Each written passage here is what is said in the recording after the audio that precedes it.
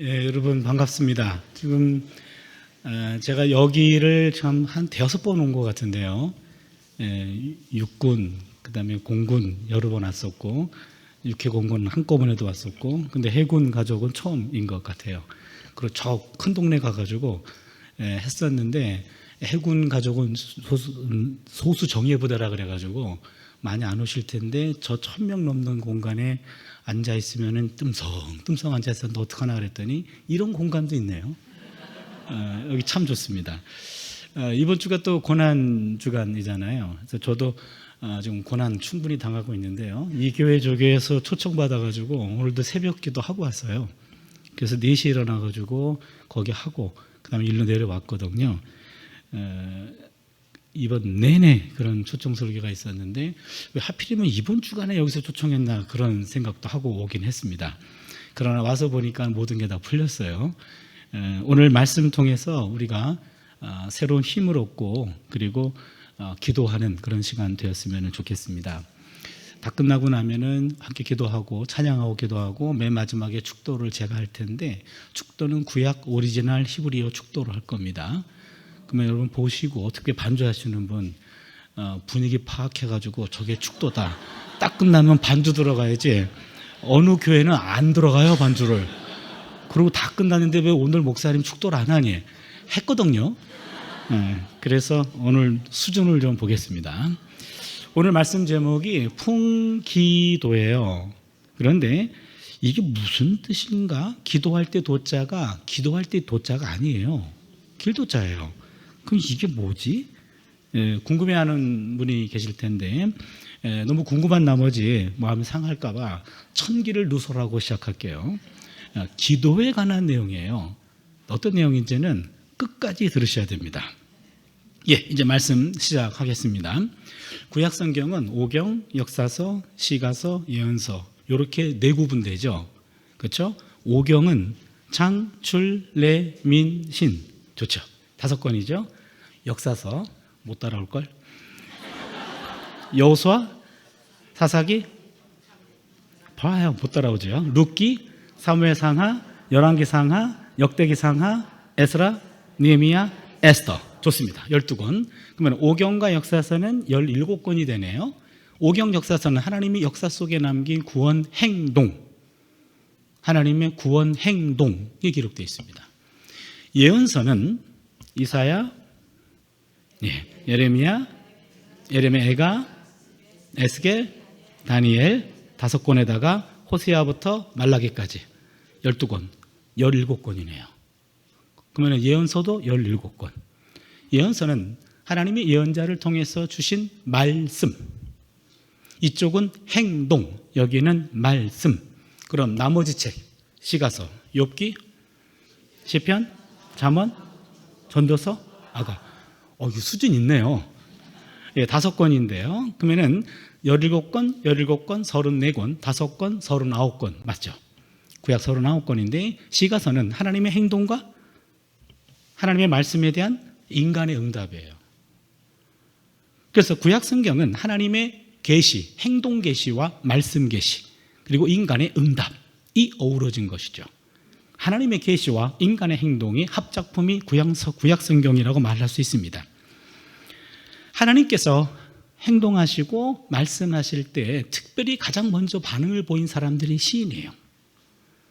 시인들은 시편에만 있지 않고 구약성경 여기저기에 시가 나오면 우린 그 사람을 시인이라 그럽니다. 그럼 하나님이 역사하셨고 행동하셨고 말씀하셨을 때 가장 먼저 가장 빠른 반응은 찬양입니다. 하나님 나타나셨어요. 하나님을 찬양하는 거죠.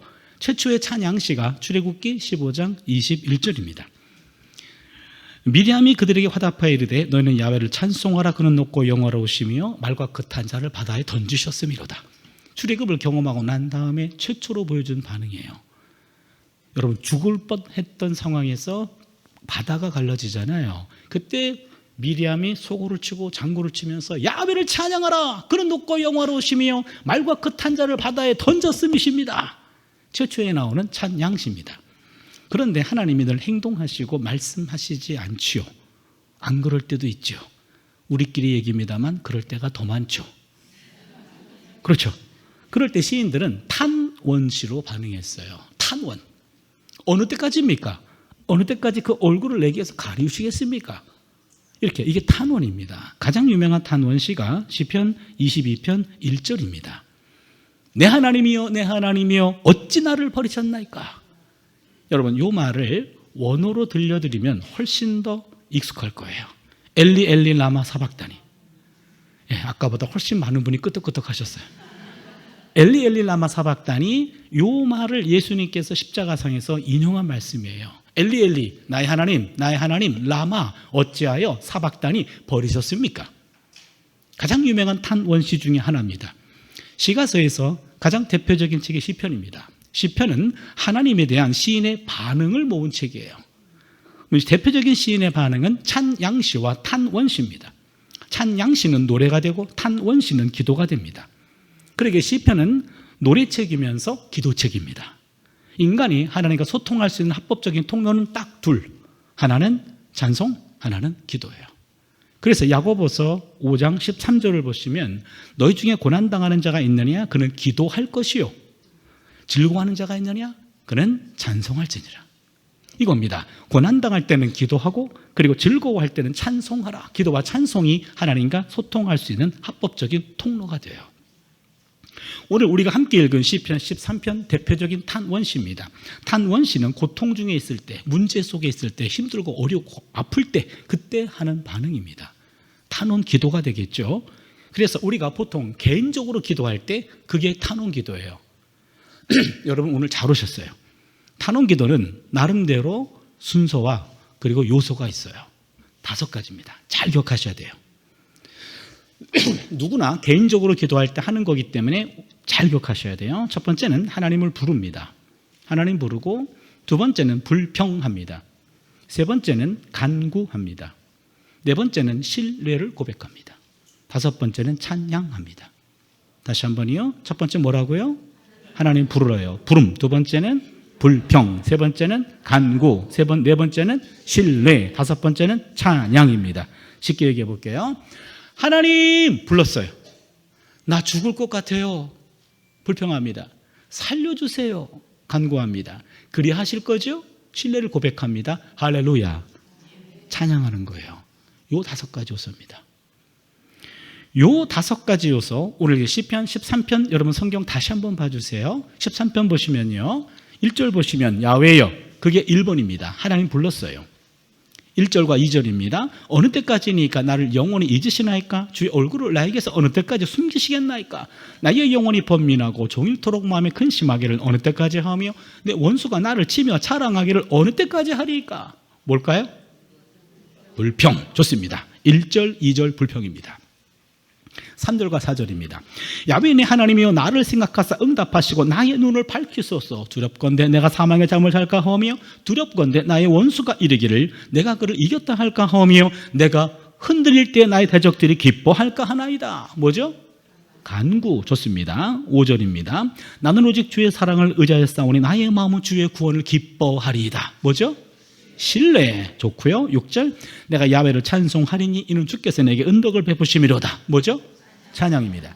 시편 13편 잘 기억해 주세요. 개인 탄원시의 교과서입니다.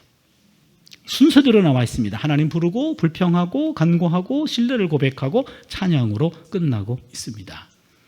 여기서 제가 2가지를 짚고 넘어가려고 합니다. 첫 번째입니다. 여러분 기도하실 때 반드시 하나님을 불러야 돼요. 어떤 분은 급한 나머지 하나님 안 부르고 본론으로 들어갑니다. 어느 때까지입니까? 그럼 하나님이 재직은 누구한테 따지니? 그럴 거예요.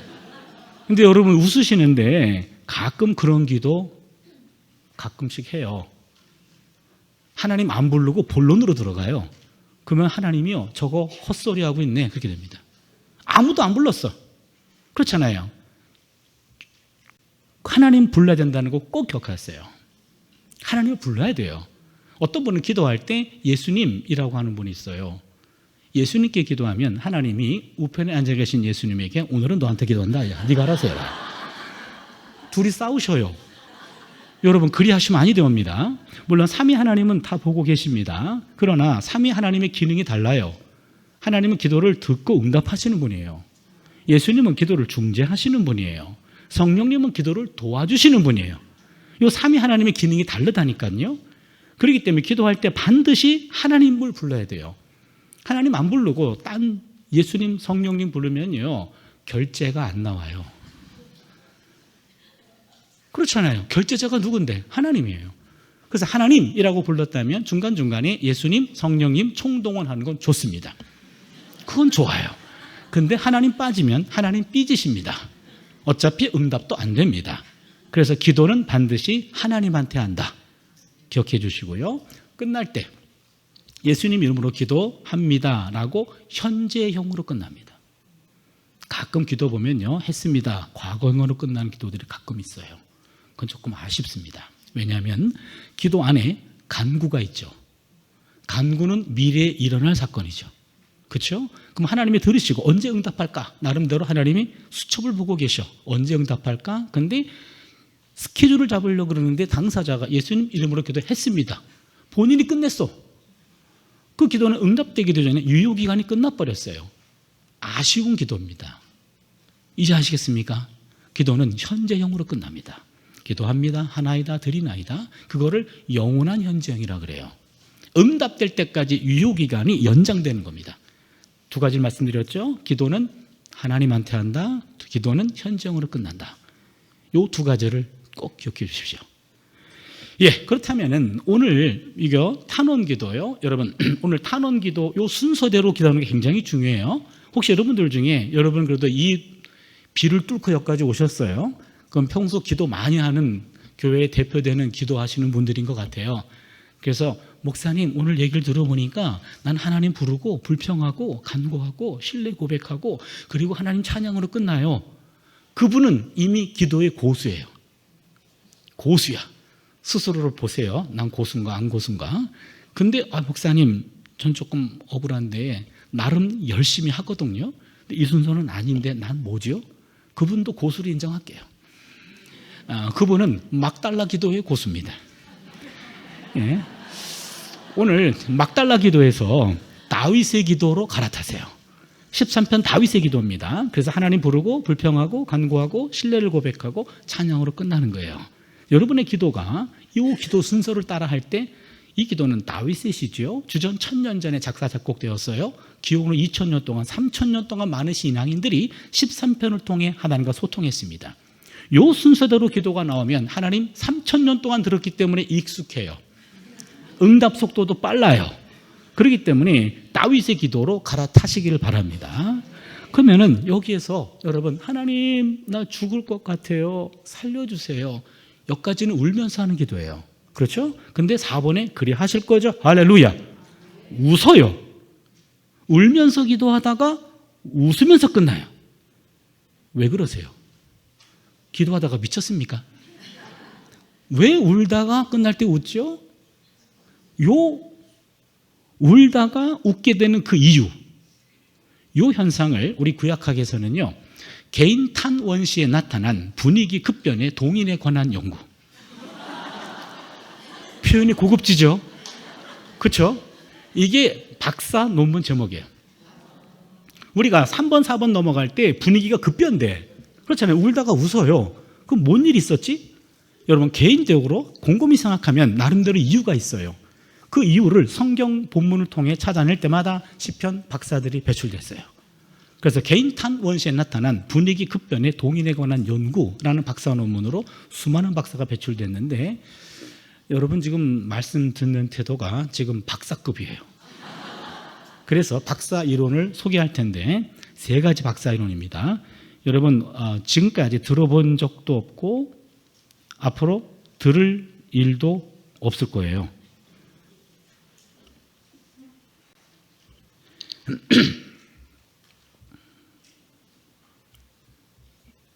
그래서 누구한테도 가르쳐주지 마세요.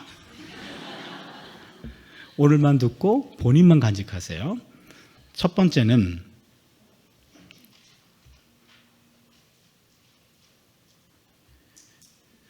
미래 구원 사건의 선취 이론.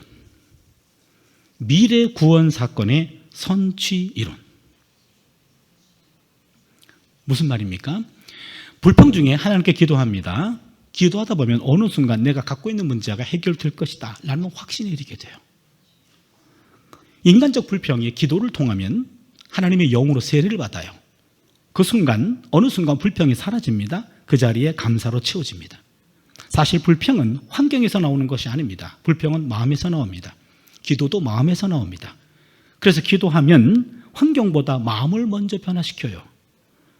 아직 응답되지 않았습니다. 하지만 기도자의 마음은 이미 해결됐다, 응답됐다 라는 확신으로 가득 차게 됩니다. 이러한 신뢰 확신이 기도자로 하여금 미리 감사와 찬양을 하게 하는 거예요. 이겁니다. 미래에 일어날 구원 사건을 미리 선취해서 구원 사건을 현재화하는 겁니다.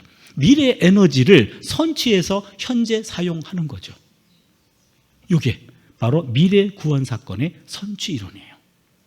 시편에 보면 많이 나와 있습니다. 아직 응답되지 않았습니다. 그러나 기도자의 마음속에는 응답의 확신으로 가득 차요. 미래에 일어날 구원 사건을 선취, 미리 취해서 이것을 현재화함으로 앞당겨 사용하는 것. 이게 미래 구원 사건의 선취 이론입니다. 두 번째, 과거 구원 사건의 회상 이론. 과거 구원 사건의 회상 이론. 불평 중에 하나님께 기도하면 기도 중에 과거에도 이와 유사했던 문제가 있었는데 하나님이 응답해 주셨다라는 그런 구원 사건이 갑자기 떠오르기 시작해요. 엄청난 은혜를 받았는데 시간이 지나면서 잊혀졌어요. 기도 생활이 게을러졌습니다. 그런데 또 다른 문제가 생겼어요. 문제가 생겼어요. 문제를 해결해야 돼요. 흩어졌던 마음을 다시 모으고 기도단을 쌓기 시작했어요. 기도하다 보니까 과거에는 더 큰 문제였는데 하나님이 응답해 주셨다라고 하는 것이 갑자기 회상이 돼요. 그렇다면 이 문제도 해결이 되겠네 이렇게 되는 거죠.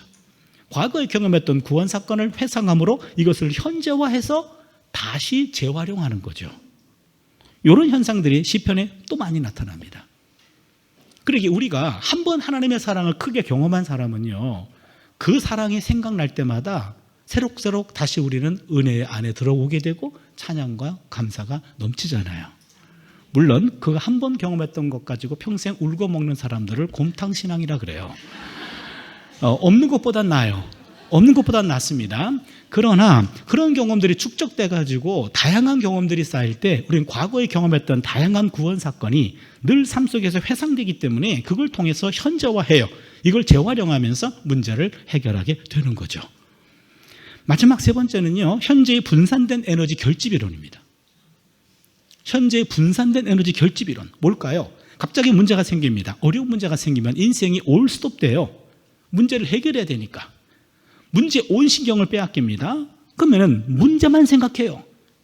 그러면 문제는 실체보다 더 커 보입니다. 그리고 자신은 갑자기 작아 보여요. 문제 앞에 선 사람은 무기력해집니다. 무능해집니다. 이때 하나님께 기도하면 내면에 자리 잡고 있었던 기본적인 에너지들이 다시 모아져요. 분산된 에너지가 결집되면서 문제가 실제 크기로 작아집니다. 시인의 내면이 커집니다. 내면이 강해집니다. 그리고 당당하게 감당할 수 있는 힘이 내면에서 솟구칩니다. 기도는 현재 분산된 내면의 에너지를 결집시켜서 웬만한 문제는 넉넉히 감당하게 해줍니다.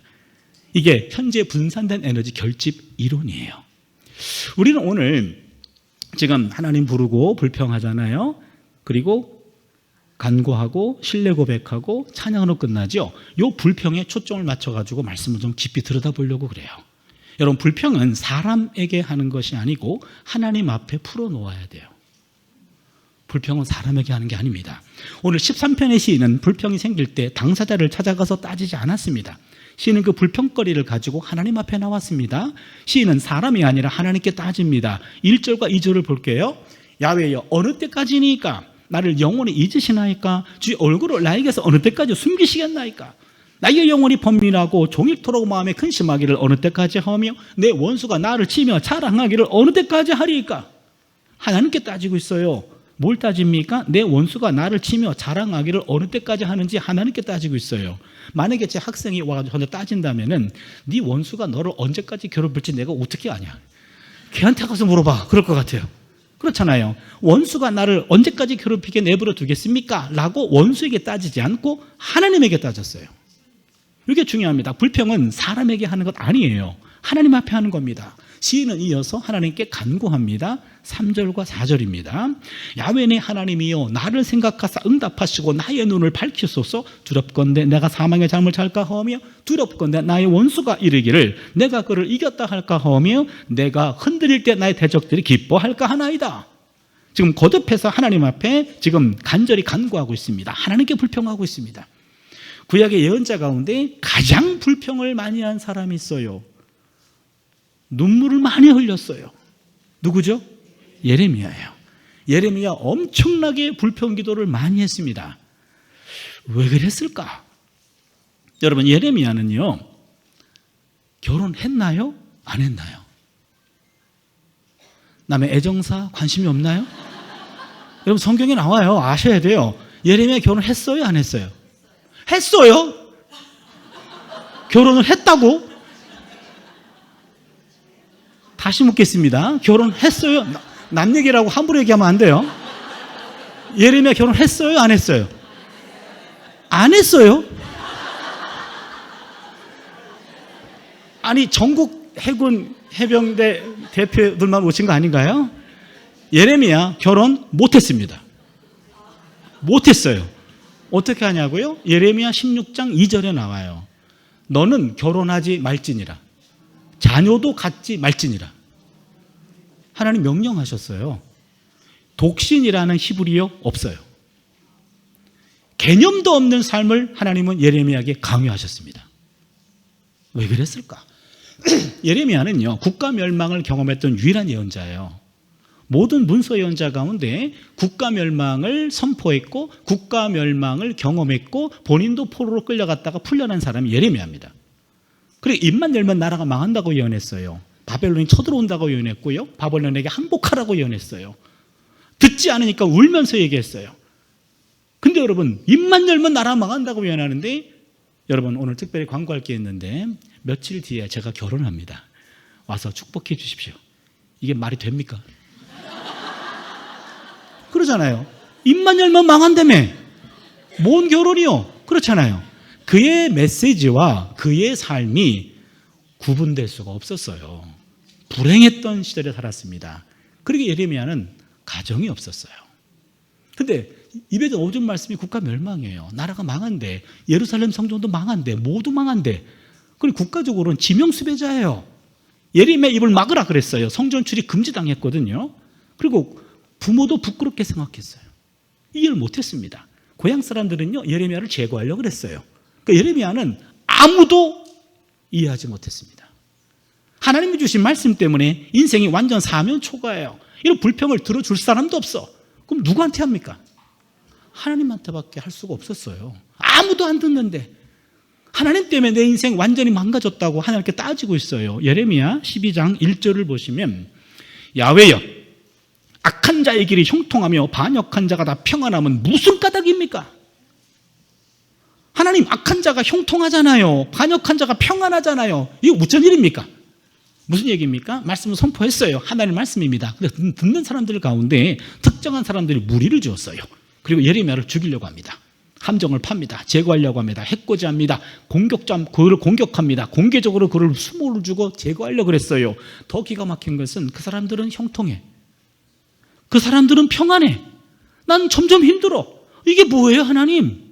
내 말도 아니고 하나님 주신 말씀이잖아요. 그럼 하나님이 막아주셔야죠. 적어도 그런 사람들은 눌러주셔야죠. 어떻게 나를 대적하고 나를 죽이려고 하는 그 사람들은 평안하고 형통하고 난 점점 힘들어집니까? 이게 뭐예요, 하나님?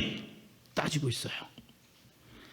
예레미야는 거기서 끝나지 않고요, 예레미야 15장 15절을 보니까, 야훼여 주를 위하여 내가 부끄러움 당하는 줄을 아시옵소서. 막 나가요. 두 번에 걸쳐가지고 마구 하나님께 불평합니다. 만약에 제 제자가 이렇게 두 번 불평하면 너 죽을래? 그럴 것 같아요.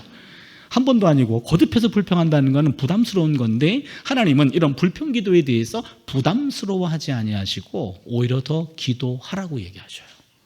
예레미야 33장 3절 말씀이죠. 너는 내게 부르짖으라. 내가 내게 응답하겠고 내가 알지 못하는 크고 은밀한 일을 내게 보이리라 하면서, 오히려 하나님은 그 불평 기도를 불편해하지 아니하시고 오히려 더 기도하라고 격려하십니다. 이게 포인트예요. 여러분, 욥이란 사람 아시죠?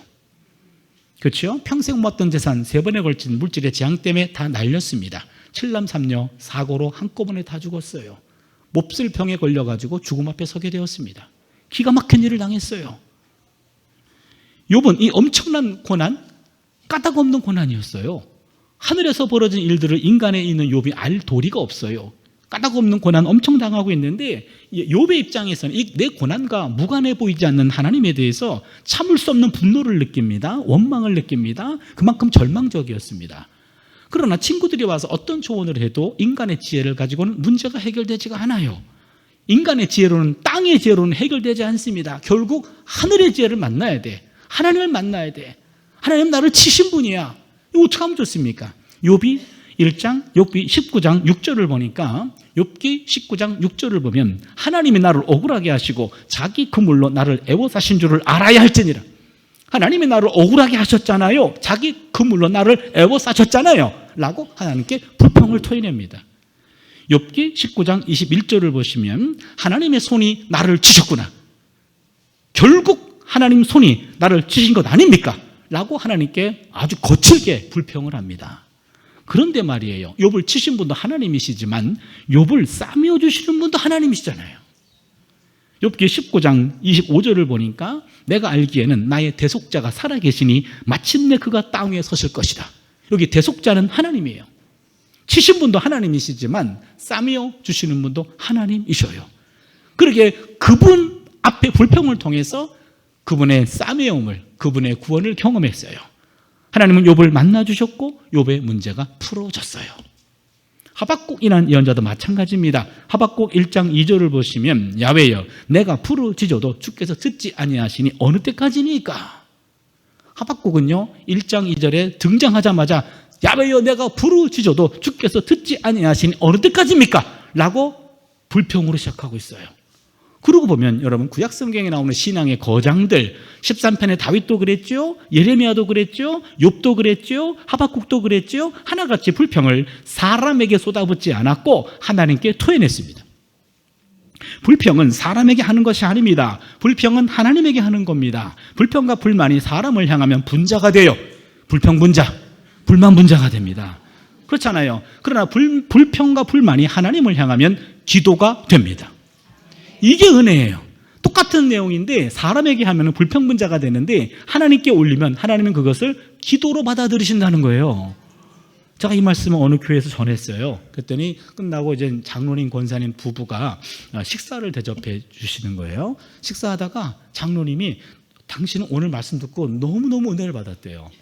왜요? 그랬더니 나는 평생 60평생 하나님께 불평하면 안 되는 줄 알았대요. 아직 한 번도 하나님께 불평을 해본 적이 없는데 오늘 말씀을 듣고 불평해도 되고 불평하면 기도로 들으신다고 하니까 얼마나 내가 오늘 해방됐는지 모른다고 그 얘기를 하는데, 저는 그 얘기를 듣는 순간 그럼 지나간 60년 동안 불평을 누구한테 했을까? 옆에 앉아 계신 권사님이 참 불쌍해 보였는데 그 권사님이 자기도 오늘 해방됐대. 이제 부부끼리 서로 불평하지 않고 불평거리를 하나님께 내어놓으면 하나님이 기도로 들으신다고 하니까 얼마나 감사한지 모릅니다. 그랬어요. 불평은 기도의 상 위에 올려놓아야 됩니다. 따라서 불평은 단순한 골칫거리가 아닙니다. 불평은 알고 보면 기도거리예요. 오늘 누구든지 불평이 치밀어 오라가지고 누구든지 오늘 오기만 해라고 사람 기다리지 마세요. 그 사람 무슨 죄예요? 그렇잖아요. 불평이 치밀어 오를 때는요 사람 괴롭히지 말고 본인이 하나님께 와서 기도하시길 바랍니다.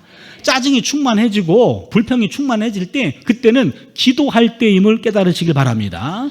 하나님께 똑같은 말들을 불평해도 결국 그것은 기도가 되기 때문에 그래요. 그렇다면 불평이 기도로 채워지면 어느 순간 감사와 찬양으로 바뀝니다.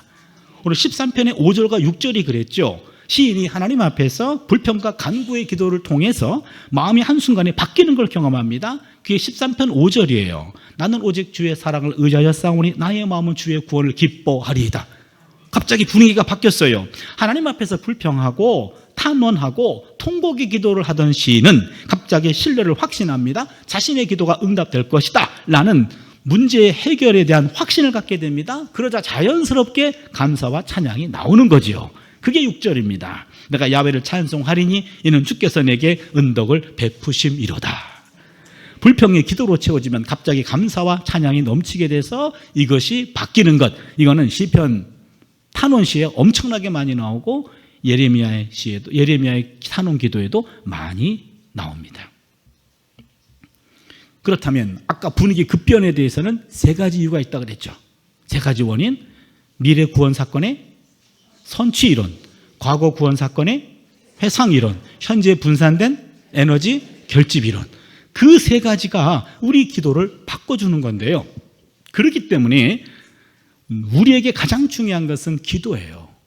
기도는 미래 에너지를 앞당겨서 현재화함으로 사용할 수 있게 해주고, 기도는 과거에 경험했던 구원 사건을 회상함으로 현재화해서 재활용하게 해주고, 기도는 현재 문제 때문에 흩어졌던 에너지들을 다시 모아주면서 문제를 대면할 수 있도록 도와주는 것. 삼중 에너지를 끌어오는 게 기도예요. 그러니까 기도가 굉장히 중요해요. 예수님께서 기도로 귀신 들린 아이를 고치셨습니다. 마가복음 9장 28절인데요. 제자들이 예수님께 따집니다. 우리는 어찌하여 능히 그 귀신을 쫓아내지 못하였나이까? 아니, 제자들은 흉내를 내는데 못해요. 예수님은 귀신을 쫓아내요. 제자들이 따지는 거예요. 우리는 어찌하여 능히 그 귀신을 쫓아내지 못합니까? 3년 동안 동고동락했잖아요. 선생님, 우리한테 안 가르친 거 있습니까? 왜 우리는 못합니까? 따진 거예요. 그때 예수님이 뭐라고 말씀하시냐면 마가복음 9장 29절에 기도 외에 다른 곳으로는 이런 종류가 나갈 수 없느니라. 안 가르친 것이 아니라 못 배운 거예요. 밤늦은 시간에 보이지 않으셨어요. 기도하러 가신 예수님을 놓친 거예요. 새벽 미명에 보이지 않으셨어요. 그 시간에 기도하러 가신 예수님을 놓친 거예요. 안 가르친 것이 아니에요. 못 배운 거예요. 오늘 우리가 기도에 대한 말씀을 나누고 있는데요. 여러분, 기도에 대해서 오늘 기도하러 모이셨고요. 평소 기도 많이 하시는 분인데, 그런데 우리가 아직도 못 배운 게 있단 말이죠. 기도에 대해서. 바로 이겁니다. 기도 외에 다른 능력이 없다고 말씀하셨어요. 기도는 엄청난 에너지를 끌어들이는 거룩한 스위치입니다. 우리 몸이 기도하는 몸이 되어야 돼요. 저는 가끔 그런 기도를 하고 있어요. 나의 마지막 숨이 하나님을 찬양하고 기도하는 데 사용되기를 바랍니다. 어느 순간 하나님이 숨을 거둬가는 순간이 올 거예요. 그 순간은 아무도 모릅니다. 언제인지 아무도 몰라요. 그러나 그 순간이 왔을 때 의식과 무의식을 넘나드는 순간이 있을 거 아닙니까? 그 순간을 겪고 나서 내 의식이 사라지고 하나님이 숨을 거둬가는 순간 나는 이제 하나님 품으로 안길 거예요. 그 마지막 순간에, 마지막 호흡에 걷어가는 순간에 내 마지막 언어가 하나님을 찬양하고 기도하는 몸 되게 하여 주시옵소서. 시편 150편 맨 마지막 6절이에요. 호흡이 있는 자마다 하나님을 찬양할지어다. 할렐루야. 내 호흡이 하나님을 찬양하고 기도하는 데 사용되는 것, 이거 기도하고 있어요. 근데 여러분, 이런 기도, 이 기도는요, 여러분, 그 의식과 무의식을 넘나드는 순간에 내가 내 몸을 컨트롤할 수 없어요. 그렇잖아요. 나는 무의식 속에 빠집니다. 그럼 내 몸은 어떻게 움직일까요? 평소에 가장 많이 하던 익숙한 행동들, 습관적으로 했던 것들이 나올 거예요. 그때 다 나와. 욕지거리 많이 하신 분은요, 욕 시커나고 가실 거예요. 그 순간에 하나님을 기도하고, 하나님께 기도하고 하나님을 찬양하는 그 마지막 목소리가 되게 해주십시오. 그거 기도예요.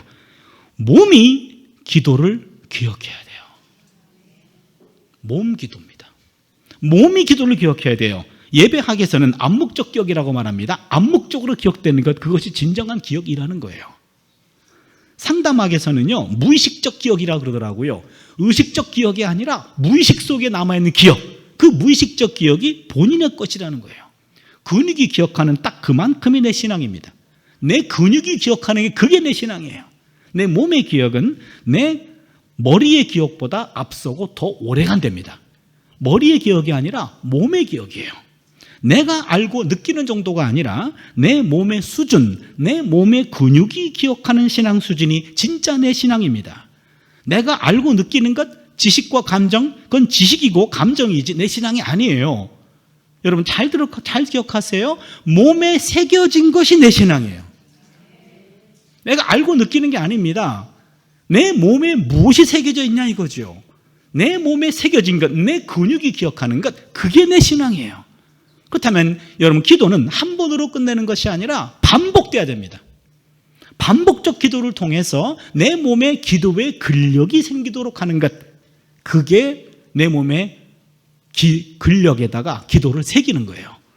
늘 열심히 기도하시는 여기도 많이 계실 거예요. 우리 교회도 어떤 권사님들은 매일매일 새벽 기도 나오셔가지고 열심히 매일매일 기도하셔서, 권사님 뭐 그렇게 열심히 기도하세요?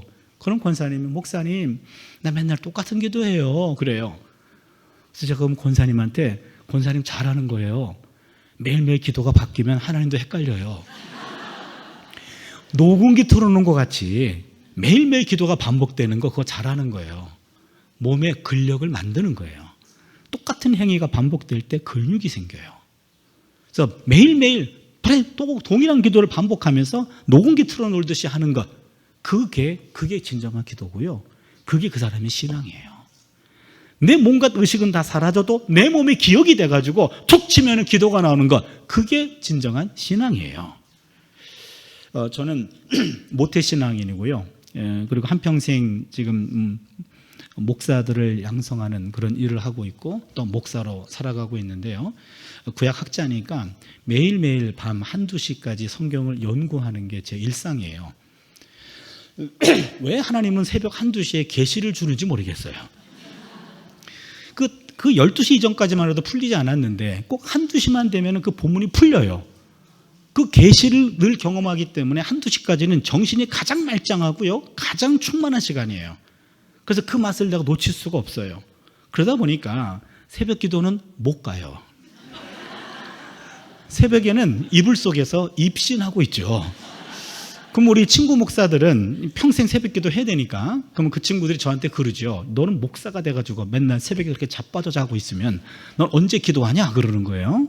그 마음을 알죠. 자기네는 평생 하는데, 나는 같은 목사인데 쟤는 기도도 안 하고 이불 속에 자빠져 자는 애가 저렇게 여기저기 다니고 있으니까 배가 아픈 거예요. 그럼 제가 그러죠. 야, 기도는 영혼의 호흡 아니냐? 그래, 맞아. 그럼 넌 호흡을 시간 정해놓고 새벽에만 호흡하니? 나는 24시간 호흡하고 있어. 그러면 호흡이 기도라고 한다면 늘 기도한다고 해도 틀린 말은 아니지. 요따오 말 하는 사람 치고 기도하는 사람 못 봤어요. 제가 그랬거든요. 이제는 60도 넘어가고 이제 은퇴를 앞두고 있는데, 몇 년 전부터 기도 제목이 생겼어요. 하나님, 나에게 기도하는 법을 가르쳐 주세요. 제가 학생들에게도 오픈했어요. 요즘에 내가 기도하는 제목이 있다. 뭐예요? 하나님, 나에게 기도하는 법을 가르쳐 주세요.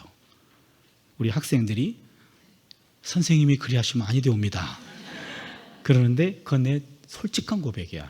내가 하는 기도가 제대로 된 기도인지 좀 컨펌 받고 싶어. 어떻게 기도하면 되는 거지? 누구한테도 물어볼 수 없고요. 그래서 제가 박사과정에 구약의 기도라는 과목을 개설했어요. 우리 학교 박사과정에. 그래서 전 세계 구약학자 가운데 기도에 관심 있는 사람을 찾아봤어요. 전 세계 구약학자가 아마 수천 명 될 것 같은데요, 그 중에 5명만 관심 있어. 구약의 기도에 대해서. 제가 이 연구에 뛰어들어갔어요. 세계 넘버 5 안에 들어가는 순간이에요. 스위스의 어떤 구약학자가 구약의 중보기도라는 제목으로 구약 박사 학위를 받았어요. 그걸 구했어요. 다행히 영어로 썼어요. 한 900페이지쯤 되는, 800페이지쯤, 800, 900쯤 돼요. 학생들하고 함께 매 시간 한 7, 80페이지씩 끊어서 번역하면서 한 학기 동안 세미나를 했어요. 많이 배웠어요. 이런 것도 있었네, 구약에. 기도에 대해서 많이 배웠어요. 근데 다 배우고 나서, 근데 이게 단가? 아직도 내 갈증이 해소가 되지 않아요. 이게 단가? 그래서 신약학자 가운데 기도에 관한 아주 학술 도서나 이런 전문 도서를 써놓은 것들이 있어요. 그 다음에 영성가들 가운데 기도에 관한 책들이 있어요. 그리고 목사님들 가운데 기도가 깊으신 분들이 있어요. 그분도 쓴 책이 있어요. 한국말로 된 걸 모았더니 한 40-50권 돼요. 틈틈이 읽었어요. 이런 것도 있구나. 많이 배웠어요. 그런데 여전히 갈증이 해소가 되지 않아. 이거 어떻게 하면 좋습니까? 누구한테도 물어볼 수 없어. 어느 누구한테 들어도 이미 그 정도는 나도 알아. 그런데 아직도 여전히 갈증이 있어요. 그럼 어떡하죠? 그래서 결단했어요. 직접 물어보기로. 그래서 집을 교회 옆으로 옮겼어요. 새벽에는 입신 계속하고 퇴근할 때 학교에서 교회로 퇴근, 그 다음에 교회에서 기도하고 그 다음에는 집으로 완전 퇴근. 이게 2015년 3월부터 시작했어요. 그 옆으로 이사를 가가지고 우리 교회는 4줄이에요. 왼쪽에서 두 번째 줄, 이 두 번째 줄의 맨 뒤, 거기는 우리 담임 목사님 사모님이 거기서 늘 기도하시더라고요. 그래서 남의 나와바리는 침범하지 않기로 했어요. 그 앞자리를 찜했어요. 찜해놓고 그 자리는 내 기도하는 자리예요. 그래서 월요일부터 금요일까지 매일매일 가서 거기서 기도하고, 토요일은 안식일이라시고 주일은 주일이라시고, 이래서 월요일부터 금요일까지 매일매일 가서 뭐 8시도 가고 10시도 가고요. 때로는 12시도 가고 그래요. 그래서 하루에 한 30분 정도 기도를 하고 있어요. 그러면서 제가 잠정적인 결론이에요. 기도는 대화라기보다는 사귐인 것 같아요. 사귐, 교제하는 거예요. 어느 날은 몸살이 나서 조퇴를 했어요. 그리고 빨리 약을 먹고 지금 몸이 정상이 아니야, 빨리 집에 가서 쉬어야 돼요. 그런데 매일매일 가기로 약속했기 때문에 하나님이 기다리실 것 같아요. 그래서 꾸역꾸역 이 무거운 몸을 끌고 와서 저 내 자리에 앉아 있어요. 그리고는 그날은 하나님한테 이렇게 기도해요. 하나님, 오늘은 내가 와 준 것만으로도 감사하세요. 오늘은 내가 올 상황이 아닌 거 아시죠? 오늘은 내가 말 한마디도 할 수 없음. 오늘은 하나님 한마디 하심. 그런데 내가 만난 하나님은 과묵하신 하나님이야. 한 번도 나한테 말한 적이 없어. 내가 하나님이 알아들을 만한 언어를 많이 알고 있어요. 헬라어, 히브리어, 라틴어, 아람어도 알아요. 영어, 독일어, 한국말도 알아요. 근데 어느 나라 말로도 그분은 나한테 한 번도 내가 알아들을 만큼 말한 적이 없어. 근데 원래 그런 분이니까 그냥 그러려니 해. 근데 오늘은 내가 그런 상황이 아니야. 나도 말 못해. 그러면은 한마디라도 잘 왔다 라고 한다든지 한마디라도 해야 되는데 여전히 한마디도 없어. 근데 여러분, 기도가 늘 잘 되는 게 아니잖아요. 1년에 한 몇 번 정도는요, 하나님과 하나가 되는 걸 느끼더라고요. 하나가 됨을 느낄 때는 내가 그분 안에, 그분이 내 안에 있어. 서로 말없이 마음이 통해. 그런 순간이 있어요. 그런 순간, 내가 말할 수 없는 상황에 오히려 그런 경험들을 더 많이 하게 되더라고요. 서로 말없이 사귀는 거예요. 교제하는 거예요. 그래서 여러분에게 팁을 드리고 싶어요. 매일매일 기도 자리에 가셔서 그냥 하나님 앞에 내 일상을 아뢰는 거예요. 부끄럽지만 저를 조금 소개한다면, 제 경우를 좀 소개한다면 참조만 하세요. 정답은 아니에요. 그냥 오늘 있었던 일들을 다 하나님께 고자질해요. 오늘 수업을 들어갔는데 어떤 학생이 목사가 되겠다고 들어왔는데, 저 학생은 태도에도 문제가 있고 인품은 더 문제가 있어. 저 학생은 목사가 안 되는 게 많은 사람들한테 유익이 될 것 같아. 근데 내가 퇴학시켰다간 내게 화가 미칠 것 같아. 그러니 하나님, 저 학생 자퇴하게 해주십시오. 그렇게 그 학생 앞에서는 열심히 하세요, 교회 가서는 자퇴하게 해주세요, 이렇게. 그거는 하나님한테만 와서 하는 거예요. 그리고는 오늘 교수회의를 하는데 특정 교수가 늘 나한테 공격적이야. 그리고 정말 기분 나빠. 근데 지나고 나서 내가 그때 내가 왜 이렇게 받아치지 못했지? 너무 아쉬워요. 그 말을 왜 그때 생각 못했지? 하나님, 왜 그런 생각 그때 왜 저한테 안 줬어요? 라고 따지거나, 하나님, 내일 또 회의 들어가는데 그 교수 입을 막아주든지, 아니면은 나한테 지혜롭게 받아치게 해주든지, 아니면 내가 넉넉히 넘어갈 수 있도록 품을 넓게 해주든지, 그런 기도도 해요. 그날 있었던 일들을 다 하나님한테 고자질해요. 내 감정까지 모든 걸 다 얘기합니다. 그러고 나면 이제는 중보기도에 들어가잖아요. 그럼 가장 중요한 분, 내 아내를 위해서 기도하고, 우리 두 딸이 있어요. 두 딸들을 위해 기도하고, 그리고 양가 어머님들 살아계셔요. 그분들을 위해 기도하고, 그 다음에 저한테 기도 부탁한 사람들이 있어요. 그분들을 위해서 매일매일 거의 비슷한 기도를 매일매일 하고 있어요. 월요일부터 목요일은 30분, 금요일은 한 1시간 정도 할 수 있어요. 그 금요일은 내 제자들 이름을 다 불러가면서 기도해요. 그리고 떠오르는 사람들을 위해서 기도해요. 그렇게 해서 월요일, 금요일 지금 2015년이니까 9년째 하고 있는데요. 그래서 하나님과 사귄다라는 그런 것들을 많이 경험하게 돼요. 어느 날 학교로 어떤 분이 신문사 국장이래요. 그분이 전화가 왔어요. 학교로.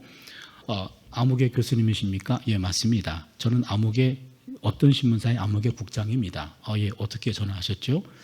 교수님 어느 고등학교 나오셨죠? 예, 맞습니다. 저도 그 고등학교 나왔습니다. 아, 그러세요? 우리 그럼 동문인가 보네요. 몇 년에 졸업하셨죠? 예, 저도 그해 졸업했습니다. 아, 그러면은 동기네요. 3학년 때 8반이었죠? 예, 예, 맞습니다.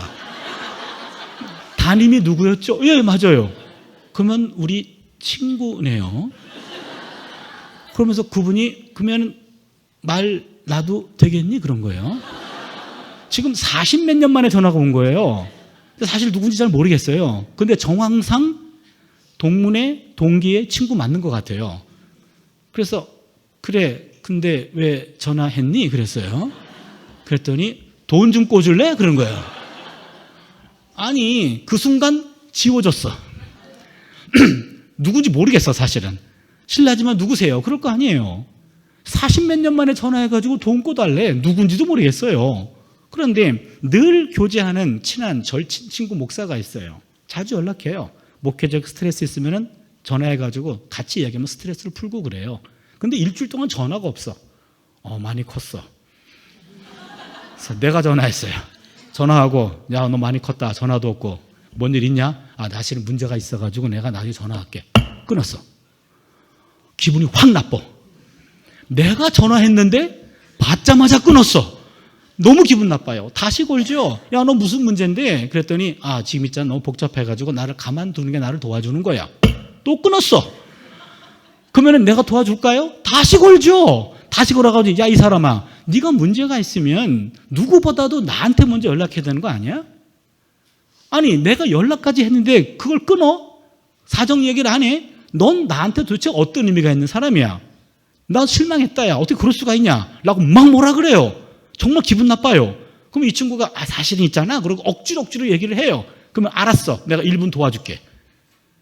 이 친구가 나한테 도움 부탁한 적이 없어요. 내가 전화해가지고 막 윽박질러가지고 입을 열게 해가지고 내가 도와주는 거예요. 왜 그래요? 사귀어서 그래요. 서로 그 마음을 내가 알고 내 마음을 그가 알기 때문에 그가 그토록 힘들어하는 것을 보고 내가 가만히 있을 수 없어서 그래요. 기도는 하나님과 사귀는 거예요. 교제하는 거예요.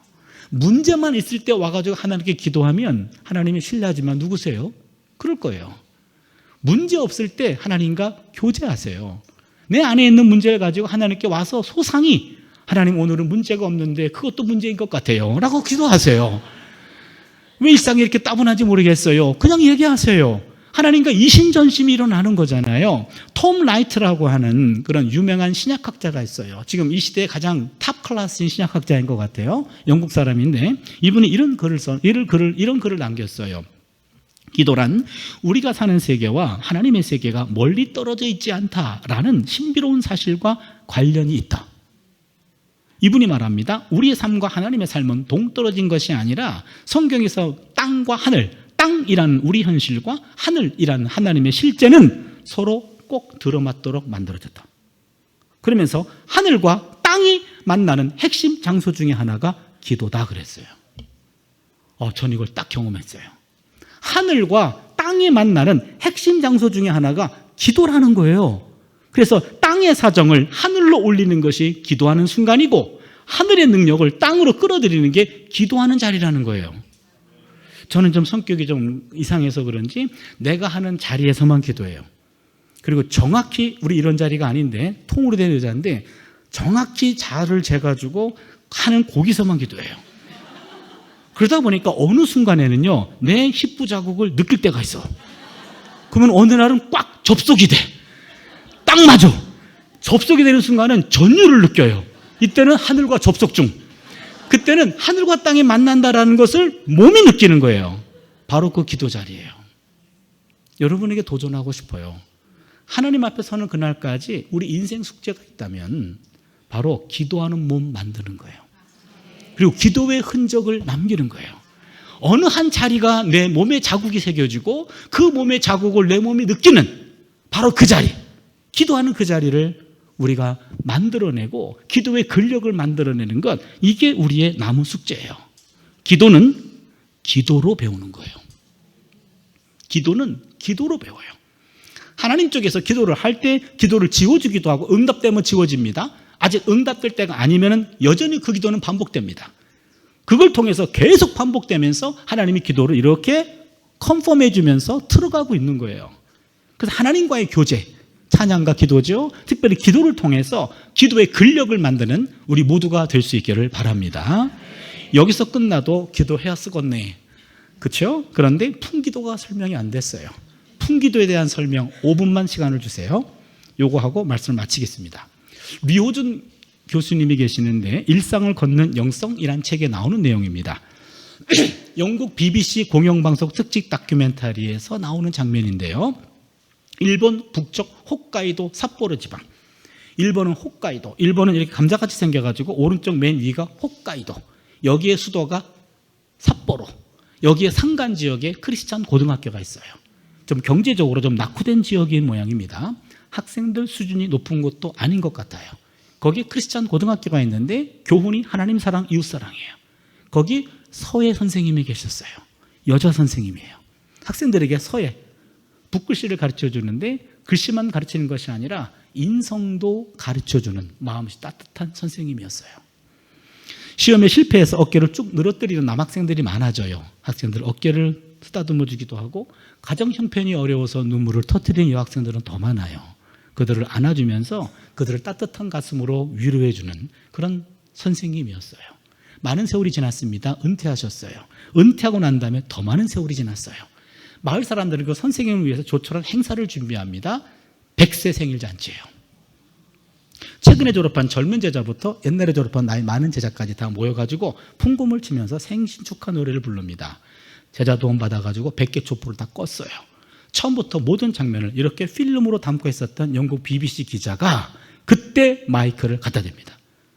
선생님, 지나간 100년의 세월, 참으로 긴 세월인데 지나간 100년의 세월을 글씨로 남기면 어떻게 남기겠습니까? 먹을 갈았어요. 그리고는 붓에다가 먹을 묻혔어요. 그리고 곰곰이 생각하다가 3글자를 썼어요. 이쯤 되면 눈치를 채야 돼요. 무슨 글자일까요? 예, 틀렸어요. 풍도기였어요. 선생님이 남긴 글자는 풍, 바람 풍자, 도, 길도자, 기, 빌, 기자. 무슨 말입니까? 풍, 바람 부는 도, 길 위를 기, 기도하며 살았습니다. 너무 기가 막힌 표현이에요. 풍, 바람 부는 도, 길 위를 기, 기도하며 살아왔습니다. 풍도기라는 3글자에 인생 역전이 다 담기는 그런 순간이었어요. 그 글자를 남기고 며칠 뒤 선생님은 세상을 떠났습니다. 그 선생님은 자신을 가리켜 I'm just a little old lady, 그저 작고 초라한 늙은입니다 라고 얘기했는데 그 특집 다큐멘터리 제목은 A little giant lady, 몸집은 작았지만 영웅적인 부인이었다. 다큐멘터리 끝, 책도 끝. 제가 곰곰이 생각해 봤어요. 100년을 살아가신 선생님은 뒤를 돌아보면서 풍도기로 정리했다면 우리의 남은 삶은 어떤 삶이어야 될까? 2번째와 3번째를 바꿔봤어요. 풍기도. 무슨 말입니까? 갑자기 바람이 불면 길이 보이지 않아요. 그때 기도하면 길이 보인다. 이게 풍기도의 영성이에요. 바람 없는 인생 없습니다. 직장에 바람이 불어요. 사업에도 바람이 불어요. 인간관계도 바람이 불잖아요. 가정에도 바람이 있어요. 부부간에도 바람이 있어요. 자녀 바람이 있어요. 건강 바람이 있어요. 물질 바람이 있어요. 바람 없는 인생 한 사람도 없습니다. 아이고 목사님 저 혹시 있지 않나? 한 군데 가르쳐 주세요. 있긴 있어요. 무덤이에요. 거기 가면 바람 한 점 없어요. 우리가 살아있기 때문에 바람이 있는 거예요. 그렇다면 그 갑자기 바람이 몰아닥치면요, 갑자기 앞이 보이지 않아요. 그때 기도하면 안 보이는 길도 보이게 될 줄로 믿습니다. 갑자기 바람이 불어 길이 막혀버립니다. 그때 기도하시면 막힌 길도 뚫리게 될 줄로 믿습니다. 갑자기 바람이 불어 길이 없어져요. 그때 기도하면 없는 길도 생기게 될 줄로 믿습니다. 기억하세요. 기도는 길을 만들어요. 기도는 길을 만들, 이게 풍기도의 영성입니다. 여러분과 다시 언제 만날지 모르겠어요. 그러나 이것만은 기억해 주세요. 풍기도. 바람 불 때 기도하면 길이 생긴다더라. 중요한 것은 내 몸이 기도를 기억해야 된다. 이 몸을, 내 몸의 근육 여기저기에 기도가 기억될 수 있도록 여러분 기도하는 몸을 만들어내시길 바랍니다. 오늘 기도하는 이 시간부터 하나님 이 몸에 풍기도의 영성을 심어주셔서 기도의 근력이 생겨나게 하셔서 어떤 문제, 어떤 바람이 불어와도 기도를 통해 풍랑을 잠잠케 하는 그 예수님의 기도의 능력이 우리의 능력 되게 하여 주시옵소서. 그 기도를 몸에다가 익히는 오늘 하루 되시기를 주님의 이름으로 축원합니다. 같이 우리 찬양하고요, 함께 기도하는 시간을 갖습니다.